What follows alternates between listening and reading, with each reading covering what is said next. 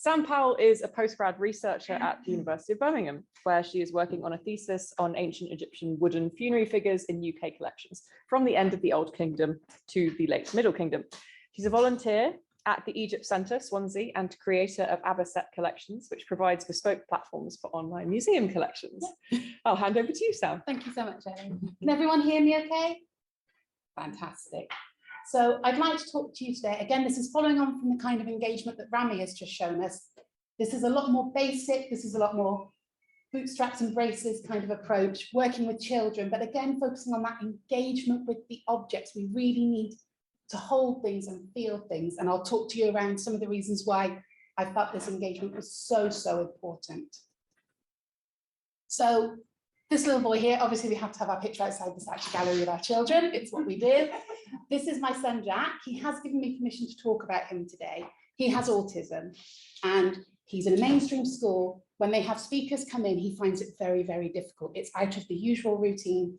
He really struggles, and very often he has to go out of the room and miss those activities, which breaks my heart for him. The point of him being there is to do these things. As anyone knows who has any interest in Egyptology, as soon as your friends, your neighbours, the man serving you on the tills in Tesco's knows you know Egyptology. Oh, my kid's doing that at school. Will you come in and talk to their class for me? So I've been doing this kind of thing since about 2003. I used to help out in the galleries, leading activities with kids at the Egypt Centre in Swansea. And it was just amazing to see the effect, rather than just, as Rami was saying, passively walking around looking at these things, to actually engage with materials and really, really interact with this material. So the class teacher for my son last October said, we're doing ancient Egypt. I thought, oh my gosh, my son is going to make your life a living hell, so I need to suck up to you. I will do an Egypt day for you. Tell them about Howard Carter. This is on her learning plan so for anyone who isn't in the UK, Key Stage 2, it's about 8 to 9-year-olds. Tell them about Howard Carter. And I tried to say, well, can we talk about the discovery of the tomb? No, Howard Carter's on my list. You're going to teach, and as you were saying, you have to kind of pick your battles. Liz was talking about this earlier, that, okay, we'll talk about Howard Carter, but I'm going to sneak a few bits in that you don't want me to. I wanted it to be STEM friendly. So my son, Jack, here is very tactile. He likes to touch things. He likes to hold things. Everything in this resource needs to be robust. It's going to be handled by small children. It's going to be thrown around everywhere. It needs to be easily replaceable because things are going to go missing. It needs to be interactive. It needs to be portable as well. This was just after we were coming out of lockdown. They didn't want me bringing in too many things. I was also bringing in a mummification kit, some little smelling options so they could smell and taste different things. I already had a lot to carry. So this size briefcase, I'm not sure if the people in Zoom can see it. Perfect, I can fit all my resources in there. It also had to be cheap. I had no funding for this day. It was all coming out of my own pocket. So I wanted it to be stuff that I could reuse. eBay is my friend. So let's unpack the approach a little bit. What did I decide to do when we're going to talk about Howard Carter?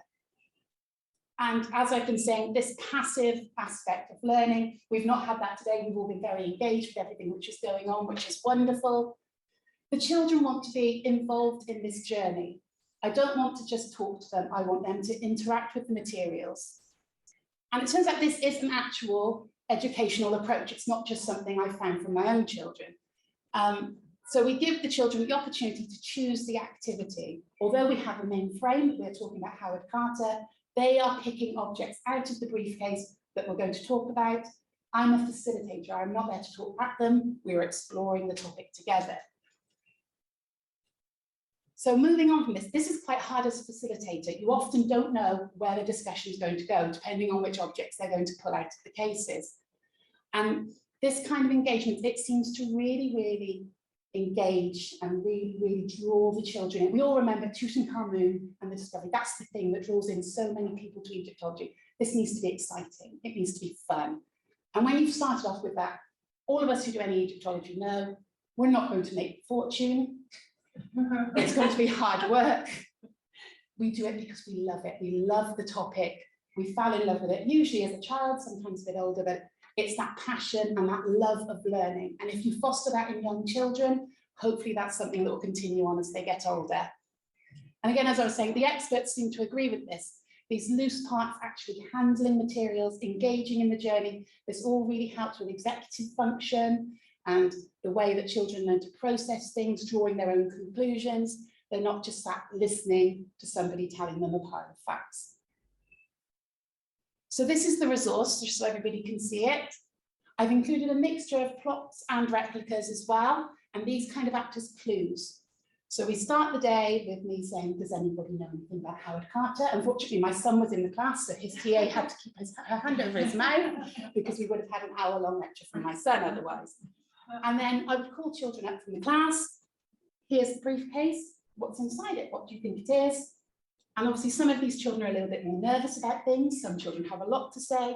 So as the facilitator, you have to kind of read the room a little bit, see whether they need a little bit more support with it. But it was a really, really rewarding thing to do. And then we would then open it to the room as well, and the rest of the class would contribute. And again, this is really, really good for kids. They're working together. They're using their detective skills to try and figure out the story. And I'm very deliberately using the word story here when we're talking about Howard Carter, which we touched on this morning. So here's my children demonstrating for me at home. We give them minimal information because we want them to make these discoveries themselves. They're choosing an object at random, and I'll explain why we did that in a little bit. And these leading questions really help the children. There were a couple who just, no, I don't want to talk. By the end of it, we could not stop them talking. The activity overran, but it was absolutely wonderful. So I'll just talk you through some of the objects that they looked at. We'll start with the replicas first. On the left here, and sorry, people from Griffith Institute, I bought these on eBay. I'm not sure what the copyright rules are with them, but we have a diary. And so we show them that on the 4th, the writing goes all slanty and the excitement. So you kind of encourage the children to find these things. We have lots of newspaper clippings. We have these lovely cards that we looked at earlier with the records and why these are important, and that you couldn't just take a photograph on your phone. You had to actually write with a pencil. This is something we had to do in the olden days. And also telegrams as well, which threw them completely. The next set of objects I'm going to talk about are props, and these are the ones that the kids got really, really excited about. So on the left, we have some keys, and we use these as a note to discuss the fact that Howard Carter had a bit of a temper tantrum. He wasn't perfect. He locked up the tomb and decided he wasn't going to play anymore, and we can have a little discussion about that. We include a trowel to talk about archaeologists. A lot of the children tell me it's a cake knife.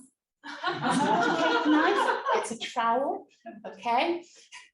We have the watercolor paints, because we talk about Carter's origins as an artist, and that's why he came out to Egypt. And the kids obviously want to get right in those and have a play with those. We have the bird seed, so we can talk about the canary, and that kind of opens discussion about the curse and all those kind of things that come with that. And the candle is always a very popular one. Unfortunately, I wasn't able to with my son's class because they had a very sensitive sprinkler, but ideally, draw down all the curtains and lift the candle, or speak in a low, calm voice, light the candle, which obviously pulls them all in, and discuss how Carter and his team may have felt looking into the tomb and what they saw. And they go nuts for it. They absolutely love it. We did it at home for my practice run, and the boys were just transfixed, even though they knew the story already. But Sam, I hear you cry. We're not telling the story in order. We can't talk about Carnarvon's death and then move on to Howard Carter doing art. Actually, this is a really, really good thing for children of this age group. They're just starting to explore chronologies and putting together stories and timelines. So actually, this is an opportunity for them to then sequence the objects. So for instance, looking at the telegram to Lord Carnarvon, he must have been alive at the opening of the tomb. But then we see the newspaper saying he died. So we can kind of place those bits together. So it's actually a really, really good skill for the children to be working with. And it really, really helps them with their sequencing, which is something the teachers are very, very keen to do. For anyone who's not from the UK, the teachers are very much bound by these key stages that the children have to meet. So anytime we can take one of those boxes, they are more than happy to have you come in. The results, the kids had a great time. I had a great time. It was really, really fun. So these little pictures are by my boys because I didn't have permission from the children. So can you tell that's a new bit? Just about. Aren't they sweet? Bless them.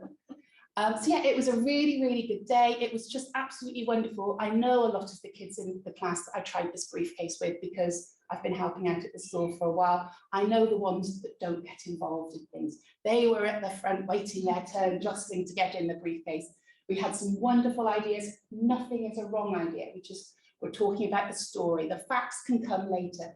At this age, we want to be sparking the interest. Obviously, we don't want to feed them nonsense, but it's getting that interest and that spark, and then we can build on that. The telegram really, really threw them, and threw me, to be honest. They had no idea what it was, and I then had to explain what a telegram was. I realised I don't actually know how they work either. So I now know that it uses the ticket tape and it goes through Morse code and travels across. But they really, really struggled to get their head around the thought that news isn't instant. Even newspapers threw them a little bit. And so in this instance, we spent a lot of the time talking about the media and the fact of the exclusive contract with the Times and how that would have felt to the Egyptian newspapers and the people in Egypt that they had to wait and get their news via London. And it wasn't an instant 24-hour clock of news cycle. You had to wait for these things, and the kind of hysteria built up. The curse then comes in. So you can draw all these bits of the stories together using all these different resources. And as you can see from these cute little record cards, one of the activities afterwards, I get them to look at some replica objects and make their own record cards. And then I would literally take the object away from them and say, okay, that object is now lost forever. Is your record card enough to tell us about this object? So it was really, really hitting home those points of the importance of recording things. It was so much fun. It was such a lovely day. But there is definitely room for improvement on this project. And I did manage to sneak in a couple of Egyptian voices and questioning the narrative, but with a limited time and the instructions from the teacher, I was quite limited with what I could do. It wasn't just Howard Carter, as we've been talking about earlier today. It was a team of people, and most notably, these Egyptian voices are missing, and they're so important. So what I would like to introduce is an activity focusing on some of the Egyptian team as well as some of Carter's other colleagues, but with all these extra voices we could draw in. But the issue is we don't have the records. So what resource do we use? An Egyptian worker isn't going to have a briefcase of things that I can replicate. But this absence itself is something we could talk about. And one of the examples that we could use for children, and something some of the children were aware of, is this story of the water boy. As we know from Christina Wiggs's blog post, which was an absolutely fantastic resource, the details are murky at best for this story, but it is a nice story that the children were engaging. There is no reason why we can't tell the story and then look at the evidence for where this has come from and the impact this has. But it's something the children can relate to. This little boy is about the same age as them. It's something they feel a connection to. So it's a good way of introducing the topic, but then we can start to address some of the issues of the colonialization, the Orientalism. It's something we can just gently nudge these topics in at an early age and get them young and make sure they're aware of these things.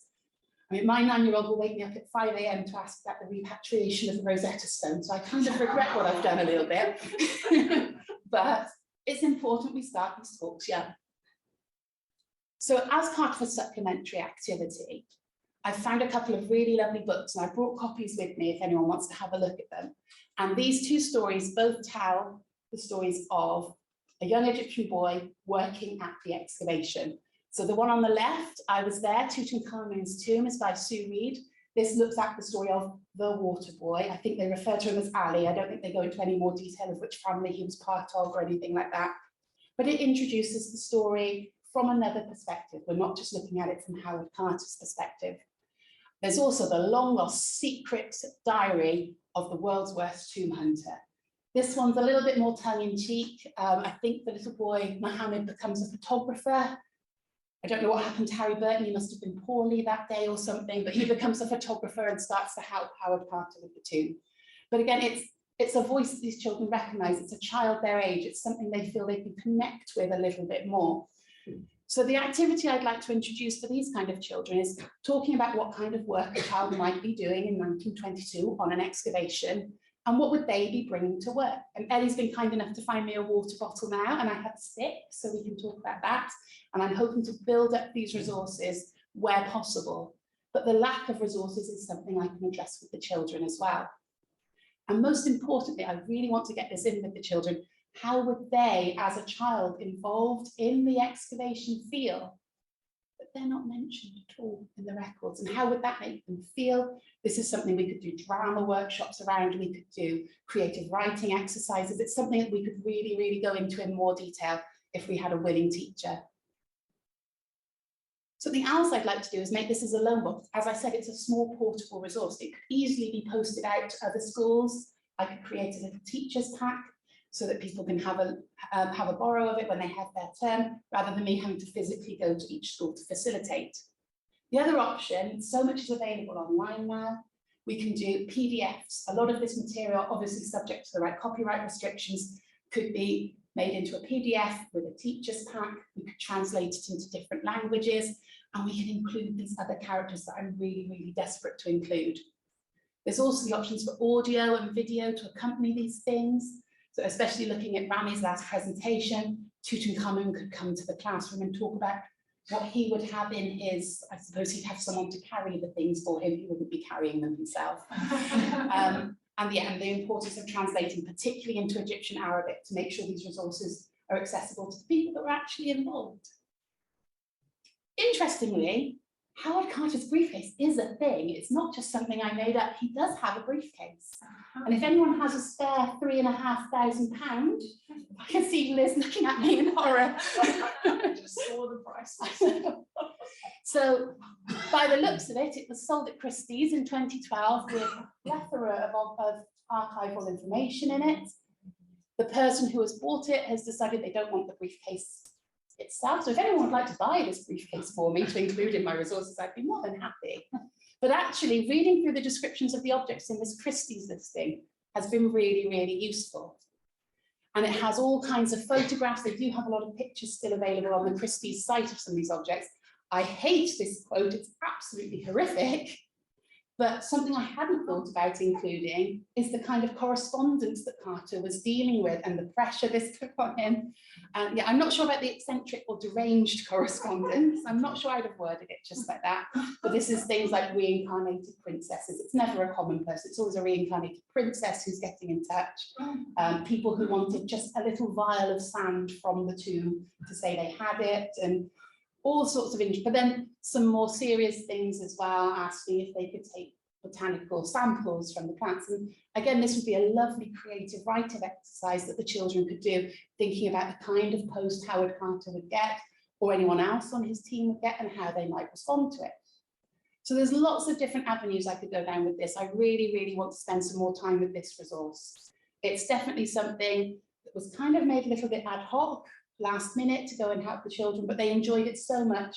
And even now I get stopped on the playground asking about it and when am I coming in next, and could you just bring it in one afternoon for us to have a look at? So they really, really did enjoy it, and they really took away some really key points for it.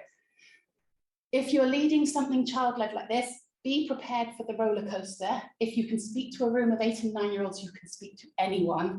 They will take you down all sorts of rabbit holes, and you need to try and keep it on track a little bit, but it's definitely worth it. The rewards are there, seeing how much they've engaged with it rather than just talking to a room of people who aren't really getting involved in it. And I really, really want to bring in these additional stories. So that's something I'm working on before I go back in November for the next class. We're going to be looking at a lot of different voices as well. So thank you so much for listening to me. I have brought the briefcase for the people in the room if anyone wants to have a little root through it later. I'd love to hear anybody's ideas of other objects I could bring in, other stories I could tell. I'd be really, really grateful for any input. So thank you very much.